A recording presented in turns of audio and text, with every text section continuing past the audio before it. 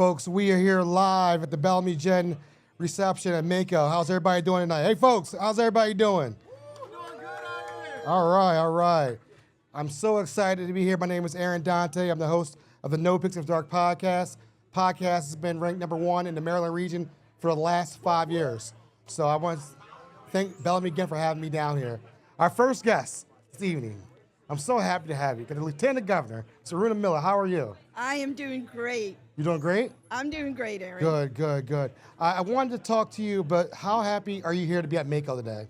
I could not be happier. I mean, what place can we go to where so many individuals from along our entire state come together in one location to meet, to learn from one another, and to grow from one another? I love that. Every time I come down here, I feel like it's a one big family reunion of Maryland.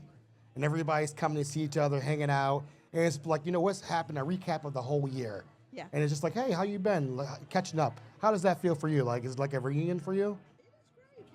Everything that happens in the state of Maryland is through partnership, right? Partnership at the federal level, state level, local level, municipal level, you name it, and more importantly, from the community level. And that's what the MACO does, brings everybody together in this partnership. So how has the first couple years been? I mean, it's been a whirlwind. How do you feel? How do you feel being in your position?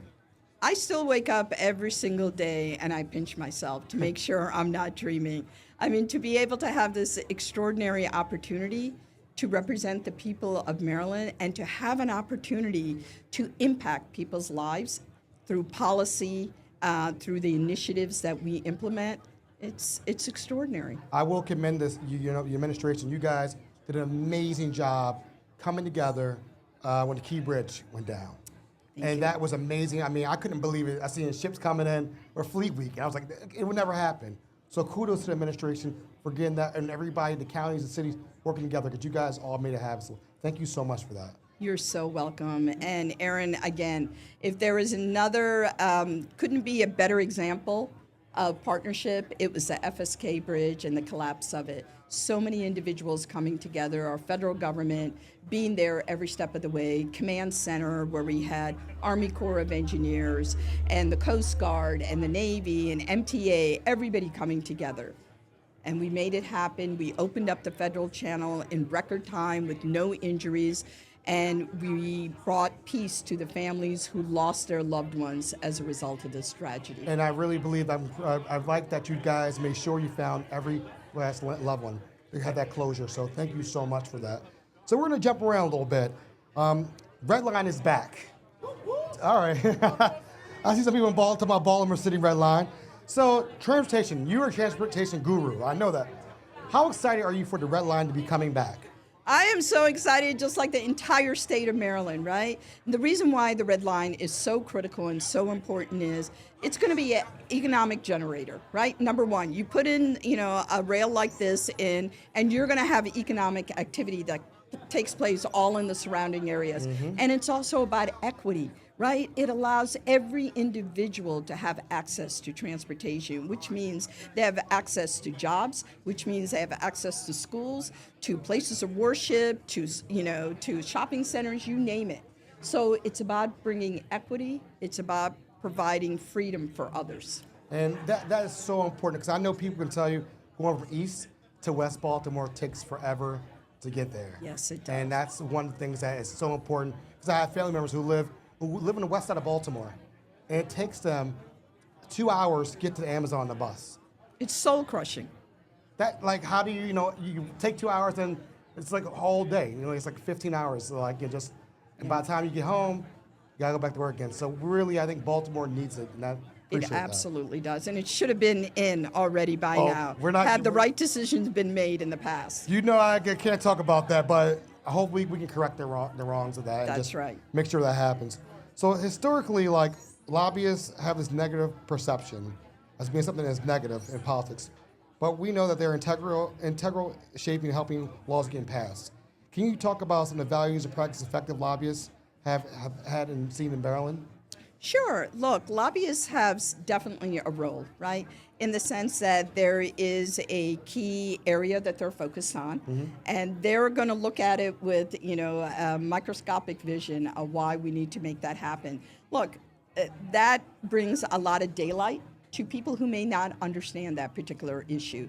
So they're advocating for an issue for their client, and that's important. And they do the research, they bring it forward. And many times for legislators, lobbyists will, present legislation to them because, again, they understand it, and they'll bring it to us, and then it's up to the legislature and the community to decide whether to move on this bill or not. And it's always like the negative things, all lobbyists, but I've always seen it in a positive light because, they're fighting for people, fighting for the common person who may not have that voice. Yep. And that's one thing I've learned doing this podcast. Because I did. I had negatives like, I don't know about them. And then learning and knowing others, the whole thing's changed how I look at things. That's so, right. The DNC is coming up next week. How do you feel? Are you going to be going? First, are you going? You better believe I'm going. It's going to be so much energy around the Harris-Walz campaign. I mean, what would the win mean for everybody in Maryland? How would that affect Maryland? We need a partnership at the federal level, similar to what the Biden-Harris administration provided to us, right? They've been there every step of the way when we reached out to them. And similarly, we know that the Harris-Walz ticket is going to play that same role, and we want to be a partner to them. And from a historic standpoint, Aaron, think about it. Here it is, a female person of color of different cultures and races coming together. First time in America's history that this could possibly happen. To be honest with you, I never thought I'd see it in my lifetime. Me neither. And here we are. We're about to see it, right? So it's very, very exciting. Not just that election, but also the U.S. Senate race in Maryland, right? We have this incredible opportunity where Maryland is going to play the biggest role in determining which party is going to be the controlling party of the U.S. Senate, right? We're going to be that 51 vote, the 51st vote. Yeah. And Angela Alsobrooks is going to be a tremendous U.S. Senator from the state of Maryland. It's exciting. I hear some clapping back there. There's some clapping back there. Yes, right? I hear that. What are you looking forward to most at the DNC? I mean, what are you looking forward? Is it like, give us a sneak peek? Have you ever been to DNC? And I certainly have. And who are people going to miss out? What's going to be? I feel like the energy is going to be amazing. Like, I want to fly to Chicago. I want to be there. I'd rather just hang out and see. But how do you feel about? Tell us the energy you're feeling about going to it. I'll tell you. This is my third DNC event that I'm going to. And I cannot tell you, it is like a rock show the whole time that you're there. They have incredible speakers there. There's incredible energy. You pump up the bass. And what I'm hoping to see this year, not only this historic ticket, I'm hoping to see the governor of Maryland showcase at the DNC because he is an incredible leader. Right? Well, I appreciate your time hanging out with us this evening. What a beautiful night. And I hope that you enjoy MACO while you're here. Love and it. It's really a pleasure to see you again. And thank you for everything you do for the state of Maryland. You betcha. Aaron, and I want to thank you for your leadership and allowing our voices to come through your platform. So thank you. Thank you so much. Absolutely. All right. Give it up, folks. Give it up, folks. Lieutenant Governor, give it up. Give it up. And, folks, we are back at the Bellamy Genn. What a great night. Reception, MACO 2024. You guys look beautiful out there. Y'all look real good. I see you over there clapping. I see you. I appreciate you. I see my man in the purple. We look good. Hey, we look good in purple tonight, don't we? That's what I'm talking about, Ravens. We have a great special guest coming here. I'm so excited.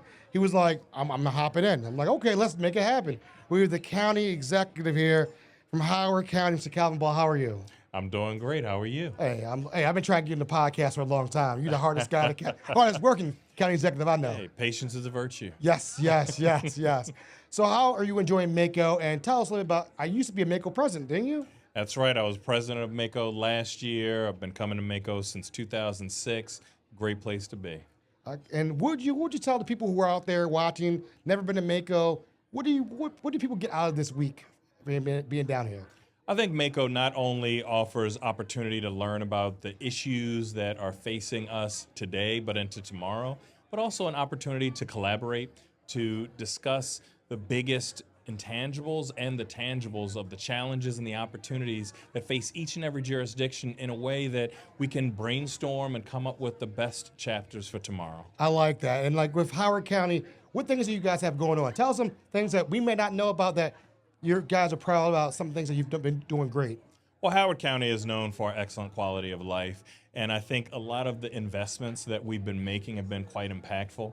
In fact, as we're seeing so many challenges with our young people around not only the great state of Maryland, but our nation, we invested $1 million in our youth engagement programming, or YEP grants. Wow. Partnered with about 30 different nonprofits, and we have positively impacted about 8,000 of our young people right in Howard County. I love, you said about the young people, I really believe that. Just really reinvested in making sure, hey, let's give them opportunities. That's right. Opportunity is all people, that's all people ask for, opportunity. That's right. And as far as collaboration, what does collaboration mean to you when we have a big region like Maryland region, and it's like Baltimore, Howard, Anne Arundel, but collaboration, how does that look from your standpoint? Well, I'm a lifelong Marylander, and so I recognize that any jurisdiction doing well helps all the great state of Maryland doing well. And so when we see some of the challenges like combating the opioid epidemic, or addressing the crime challenges, or just creating more economic development opportunities,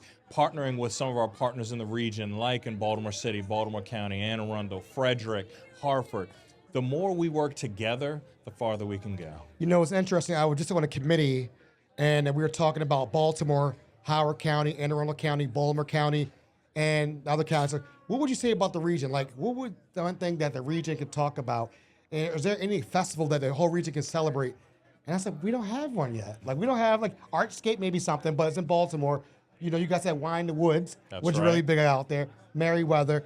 But it's like, we don't have that South by Southwest Austin thing where it's a regional thing where everybody comes to. And I was like, we need to figure that out. That's something that was brought to. Well, that's one of the beauties of MACO.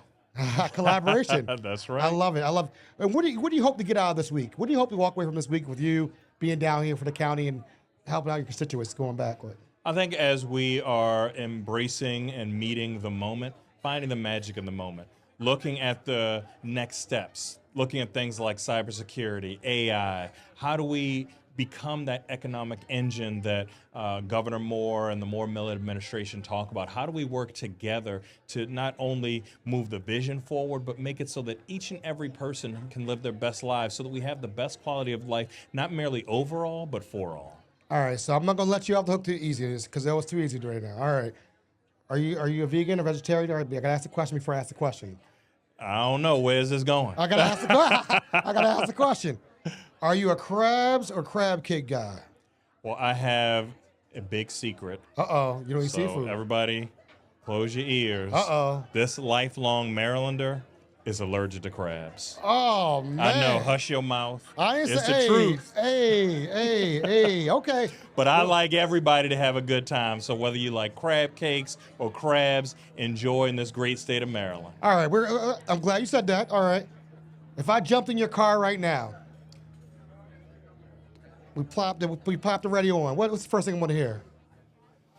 Probably a little bit of R&B, maybe some hip hop, some jazz. I mean, you're gonna have a good time if you jump in there, and you're gonna hear all the best of the best. So who was the best concert for Super Bowl ever that you liked? Super Bowl concert. Put you in the spot now. There's a lot of good ones. There's Beyonce, there's Prince, there's Michael Jackson. There's a lot of good ones. Bruno Mars, Katy Perry. There's a lot of good ones. Man, that's like asking me, you want this $1 million or this $1 million or this $1 million. But I'm always been a Prince fan. Right. I think Prince was the Mozart of our time, a musical genius, and he knew how to put on a show. And play a little basketball too. I heard he could hoop. I heard he could hoop. Very good, Prince. And if you could go anywhere right now and just go on vacation, where would it be? Anywhere in the world. Other than MACO? Other than Maryland. Other than Maryland. Other than Maryland, I mean, I kind of feel in Paris just because the Olympics were just there. Yeah. And I mean, Snoop Dogg make it look so fun. So I got to at least give that a look. Hey, thank you so much, County Executive, for your time. I appreciate you. Thank you, brother. Give it up Have a for good him. one. Give him up. And folks, we are back. What a beautiful night. It's a beautiful night. The Bellamy Genn reception, MACO 2024. Give you guys a round of applause. Come on, give it up. I'm Aaron Dante, the host of NoPixAfterDark podcast. Been the #1 podcast in the last 5 years. I'm going to say in the state of Maryland. Again, I appreciate everybody being out this evening. And we have all these amazing guests. Tonight, we have Mr. Davon Love from the Leaders of the Beautiful Struggle. How you doing? I'm good, man. Thanks for having me. Thanks for hanging out tonight. Tell people a little bit about the group. So LBS, we say LBS for short. We're a grassroots think tank based out of Baltimore City. Many of us come out of high school and college policy debate, one of the most rigorous forms of academic debate that exists. And so many people that come out of that activity end up working in major public policy institutions. And our particular training and socialization comes out of the Pan-African Studies Department at the University of Louisville. So we have a revolutionary Pan-African nationalist perspective. And so with that being said, like, I really want to thank Bellamy Genn for having us in this setting, because usually people with our worldview and perspective aren't folks that are in some of these mainstream political spaces. And one of the ways that I also introduce is as a quote from Hubert Henry Harrison. He was a kind of a famed scholar of the Harlem Renaissance, of the New Negro movement. And he described the difference between the condition of black people pre-Civil War and post-Civil War. Pre-Civil War, chattel slavery enforced by brute force. After the Civil War, wage slavery enforced by starvation. And so this society is still structured on the same kind of white supremacist framework, right, that it was before. And so what we're looking to do is to find ways for black people to practice sovereignty and self-determination. And that is the lens by which we engage the larger legislative arena. How long have you been working with Lorenzo and Bellamy Genn? How long have you been working with these guys? Probably for about 5 or 6 years at this point. Okay. And it kind of started informally, you know, working on issues that were aligned, particularly criminal justice issues, were some of the places where our work overlapped. And then it just formed into a natural partnership.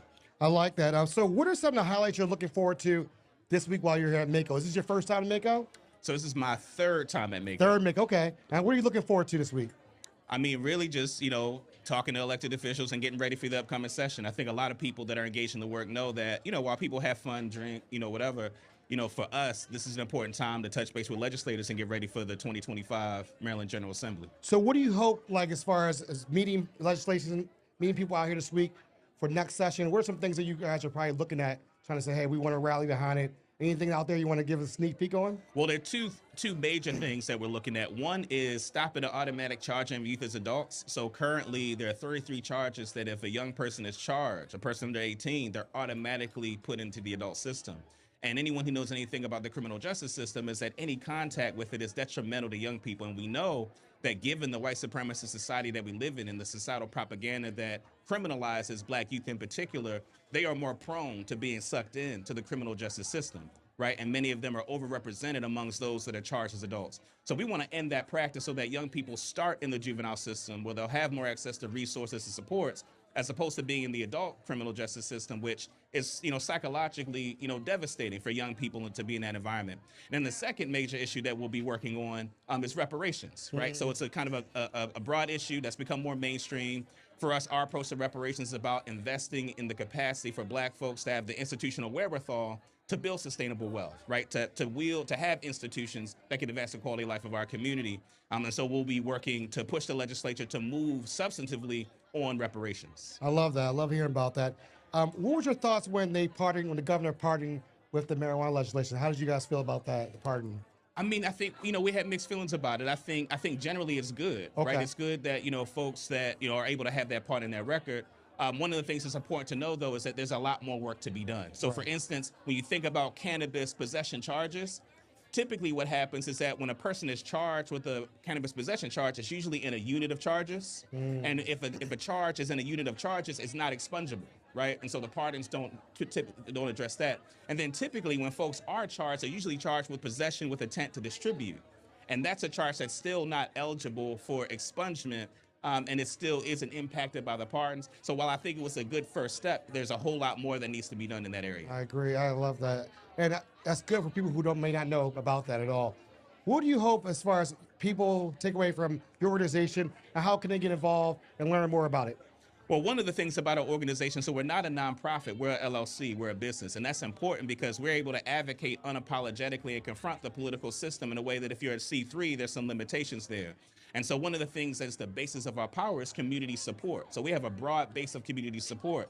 So things like we put out action alerts so that when we're trying to pressure legislators to move in a particular direction, when the community reaches out to their legislator, it actually does have an impact. And so I would say a big part of, in terms of how people can be supportive, they can become sustainers. So we're an organization where, you know, the community is a big part of the funding source of how we move our work. But also, if you don't have the resources to be a sustainer, you can be on our email list so that when we put out action alerts, you can send something to your legislator, send a text, send an email, and that helps to push the agenda. Well, I appreciate you. Where can they find you online Any online? How can they reach out to you guys? LBS Baltimore on all your relevant social media, Instagram, Twitter, Facebook. Appreciate that, brother. Have a good day. All right, appreciate it. All right. And folks, what an amazing night here at the Bellamy Genn reception, MACO 2024. A lot of beautiful people out here tonight. And we have a celebrity here. I'm excited to have her here. Ms. Delegate Janelle Wilkins. She is the chair. She's the chair of the Black Caucus of Maryland and vice chair of the Ways and Means. Thank you. What you got, ringers so up much. here? Thank you so much for having me on again. Hey, I'm glad you're back. Absolutely. If you came back, I must have did pretty good, I guess. Oh, yes. We had a great time. How you been? I have been very good. We've gone through an entire legislative session since we last were convened here at Ocean City and got a lot done, so it feels good. So what are some things that you are so excited about this past session that you can brag about? Yeah, so the Legislative Black Caucus of Maryland, the largest black caucus in the country, we put together an agenda every single legislative session that deals with housing, education, wealth, issues dealing with public safety and moving the needle for the black community. And especially around the area of health, I'm so proud of the work that we got done. We worked on health disparities that impact the black community. I love that. Yes, it was really awesome. I love It it. was awesome. And I mean, I love MACO. What are you trying to get out of MACO this week? Zarberry has an agenda to come down. Absolutely. There's some meetings you're like, I need to make sure, talk to people. Like, tell us the secret sauce behind it. Well, I think something that's really important about MACO is it's a time for the state and counties to get together. And we learn so much from events like these where we get to connect in person.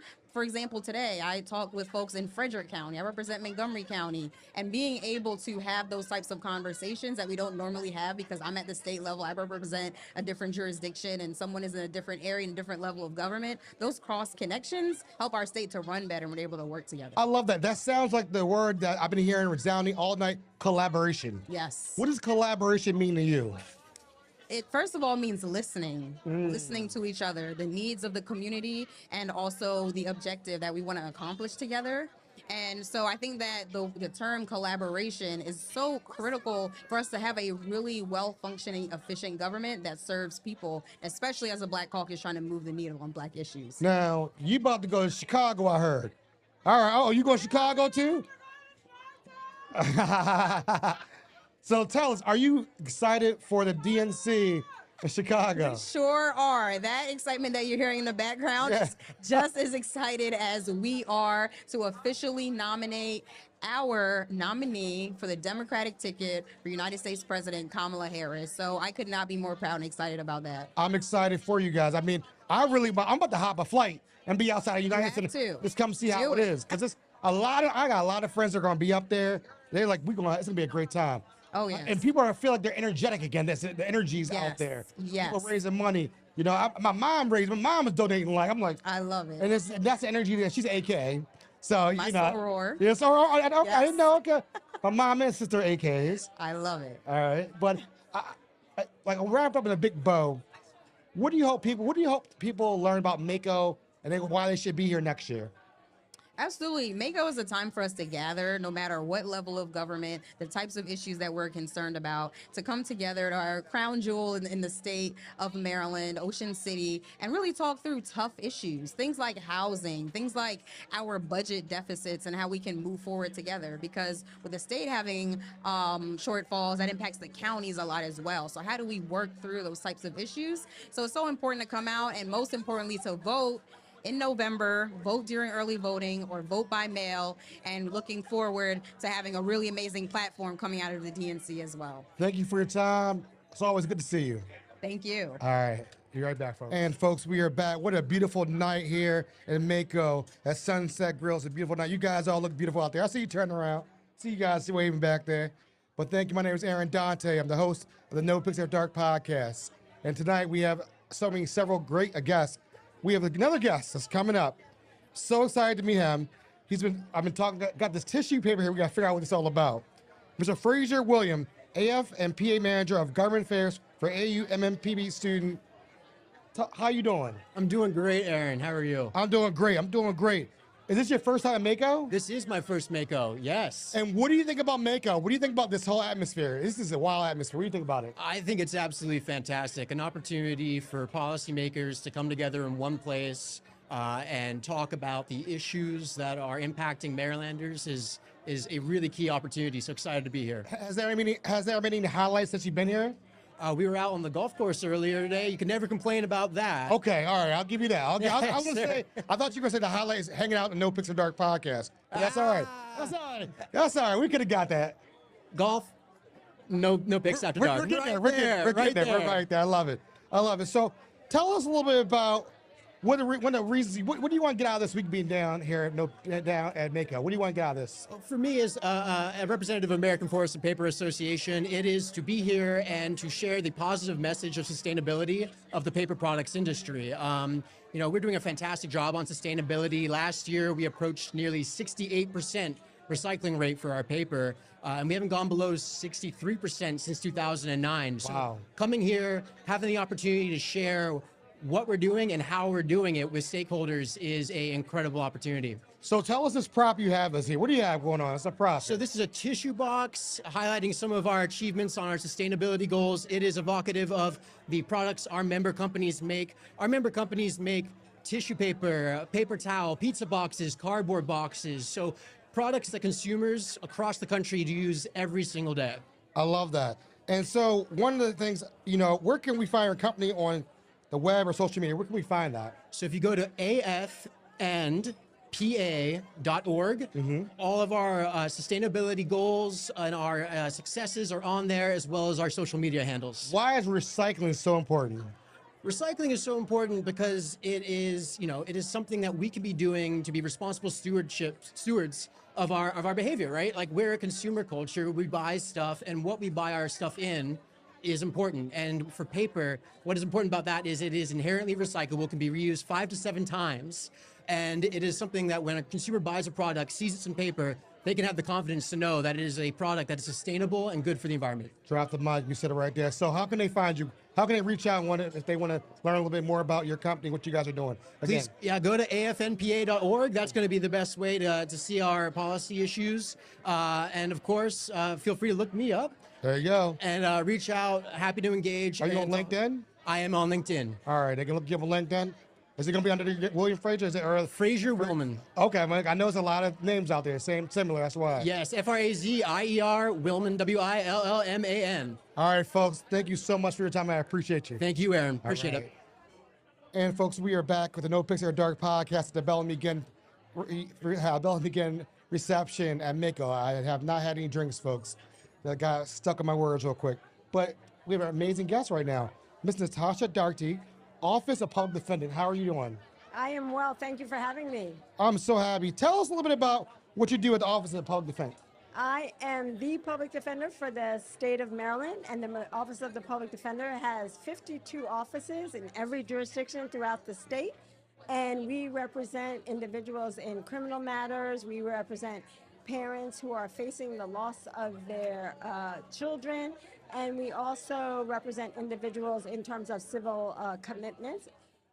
Think about mental health issues if somebody is involuntarily committed to a hospital. We do all of that, as well as appellate and all the other things that you can imagine related to criminal offenses. So what have you learned about being in your position that you might not have known before coming in? Wow.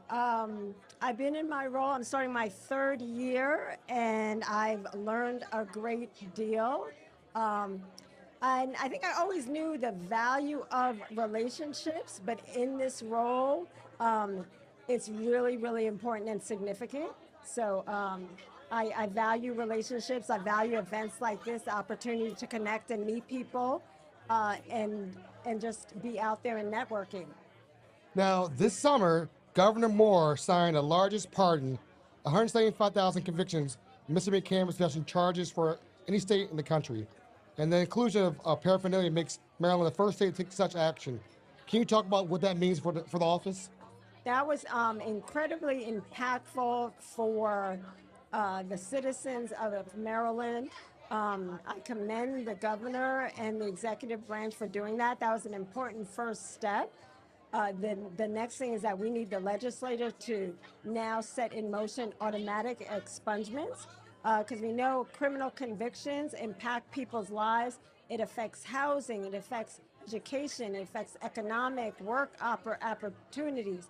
So these pardons really changed lives in significant ways. Wow, okay. And what do you want to people walk away from our interview today?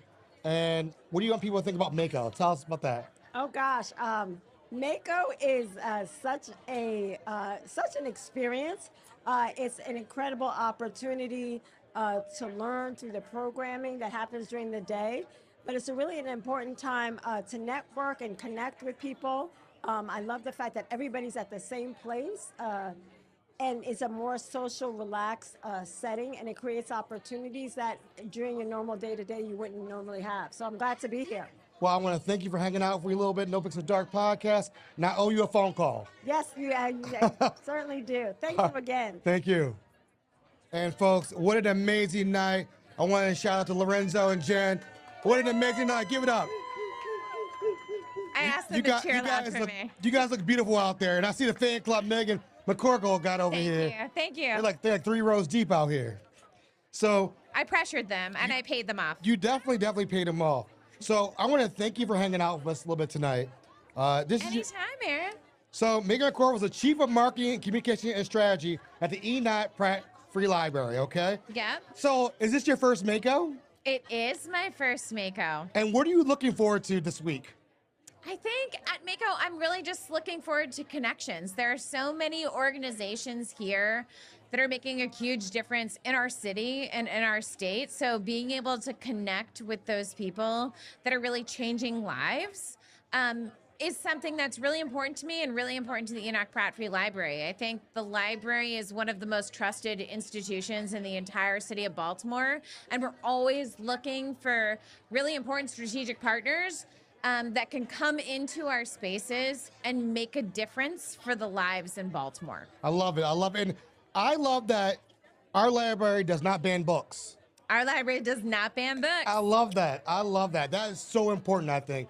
Can you elaborate like how important that is for like institution of libraries? It's really important if you're a child to see yourselves reflected in literature, no matter who you are, no matter what your experience is. And there is so much literature out there that can show a child a different future and make them feel like they're accepted and part of everything that has to do with this world. And banning books is the door that slams closed on that. And the Enoch Pratt Free Library will not stand for it. We have all of the most banned books in America available on our catalog and on our digital catalog. So every single county in the state of Maryland can get a Pratt Library card, and they can access all of those books. And we will always stand for that. We will not stand for censorship. I love that. Give it up. I love that a lot. I love that. Oh man. And I will give Enoch Pratt Library a shout out because they show love to a lot of great creatives out there. I've seen so many great programming at Enoch Pratt that helps creatives, people who are doing great things and highlight them. So salute to the Enoch Pratt team for what they do. So we really appreciate you all. Hey, listen, the Pratt Library is a national leader in library programming. I have had places call me from literally across the country, from Texas to California to Alaska. People call me and tell me, we got your magazine and we want to replicate the programming you do. And it's because the Pratt has such strong programming that we are setting the example for the rest of the nation. I love it. You guys have a great, strong leadership team. And I see the crew back here. I see a lot of... So tell us about the new libraries that are being built and anything. We always have something going on. So right now we're really excited. We have 2 new libraries in the pipeline. So Johnston Square is a library we're super excited about. It is a new public-private partnership, which is a new model for the Pratt. So the Pratt Library is going to be the first floor of that building, and then there are going to be apartments on top of it. I love that. So we're super excited. So the people that are living above those apartments are going to be able to access our business center 24/7. We're going to share a meeting room with the apartment building. And then we are going to be able to serve that community, which is a community right now we don't serve.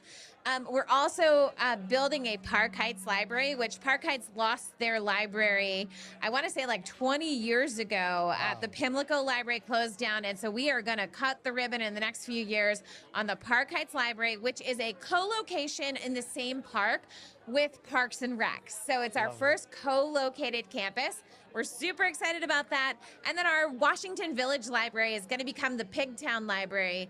We have been able to sell that building to a developer. If you've ever been in the Washington Village Library, it actually used to be a bar, an actual bar, and the door to it, people actually, like the door looked like a bar door, and for years we had people come in thinking it was a bar and they walked into a library. The wrong bar. Wrong bar. And so they are going to be able to walk into that building now. The library is going to be 2 times the size, and there's going to be apartment buildings on top of that. So we're consistently looking for different sustainability models for the Pratt Library, and these are just a couple of the new projects that we have coming up. Drop the mic. We don't need to say any more. I appreciate everything. And I hope you enjoy your first MACO. Thank you, All sir. right.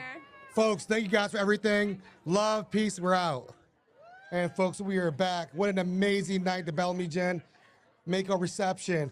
My name is Aaron Dante. I'm the host of the NoPixAfterDark podcast, 5-time award-winning best podcast in the state of Maryland. I really appreciate Bellamy Genn for having me again this year. And we have a rock star here. Thank you for coming back again, hanging out. Senator Jill Carr, how are you? I'm great, and I'm so happy to be with you, the rock star of podcasters. No, hey, you about to make me blush, okay? Don't be doing that. I appreciate you hanging out with us tonight. What a beautiful night here in Ocean City. It's amazing. Beautiful weather, beautiful people. Hey, we under the stars. I've always wanted to do a show under the stars. I really wanted to do that. So tell us a little bit about what are you happy about last session, things you worked on, and then you will be working on next session. So thank you for asking. What we got to do next session is work on more criminal justice reform and fixing some of the holes that we left in police reform. And, you know, Maryland still, unfortunately, incarcerates the highest percentage of black people in the country and for longer sentences. And so we need to do pass something called the Second Look Act. It lets people that have been serving a long sentence, that have reformed and transformed their lives, and their spirits and ready to come back and be a benefit to society, a chance to have a reconsideration of their sentence. That's a real big priority. And also expungement for good cause expungement, allowing people that deserve to expunge a record to be able to do it, not just cherry picking the ones that we think should. Right. And so I'm excited about where we're heading. You know, I know that people were excited with the governor doing the pardons for the marijuana convictions. That's a good start. We just have a little bit further to go. Got you. So what about this session coming up? Is there like a key thing, you know, I know you said continue on, but are there any other big issues that you're like, we need to tackle, we need to go after it? So I think that this session, I want to focus on closing some of the loopholes that we left when we passed police reform, which was fantastic. But come to find out, if you've read some of the media lately, that we set up something called police accountability boards across the state, and a lot of those are not functioning the way that they should. We've had something called Anton's Law to allow for the public disclosure of misconduct records, and that's not working the way it should. And so we just have to make sure that we deal with the nuts and bolts to make sure that we realize the goals in the legislation that we already passed. I got you. And what do you get out this week? I heard a little rumor that you might be doing a panel. Tell us a little bit about that. What's the word on that? Tomorrow, I'm moderating a panel. The subject matter is the Office of the Attorney General, and it's expanded bandwidth to bring lawsuits for civil rights. And that's exciting because I got to tell you, the current Attorney General, Anthony Brown, very, very committed to civil rights. I'm excited about him. I'm excited about anything that is going to bring more justice to the people of Maryland. And I'm also excited because because of legislation we passed, they're also now conducting investigations and reviewing any type of action where a law enforcement officer has committed an act that results in the death of an individual. That's really big stuff. We're going to have a long interview. We're going to do a long interview because we got to really get into that. I definitely want my listeners to learn a little bit more about that. I'm going to make sure I got to get on your schedule. You're the hardest 100%. You're the hardest working person out here, so we're going to figure it out. For MACO, is there anything else that if people who aren't here, tell them what they're missing out on? you're missing out on a chance to finally get up and close to the people that you need to talk to. That's the most important thing, whether it's a legislator, a lobbyist, or even someone in the executive branch. Everybody's here, and it's a very casual and informal environment. So this is the time when you can talk to people, pitch your ideas to your legislators, pitch your ideas to the lobbyists. I think it's an important bonding opportunity as well. So a lot of times when you're in an adversarial process, once you've had this opportunity to get to know people a little bit outside of the forum, it's beneficial. Well, thank you, Senator Jill Carter, for hanging out with us tonight. I hope to see you at your forum tomorrow. 100%. Thank you so much. Thank you. Peace.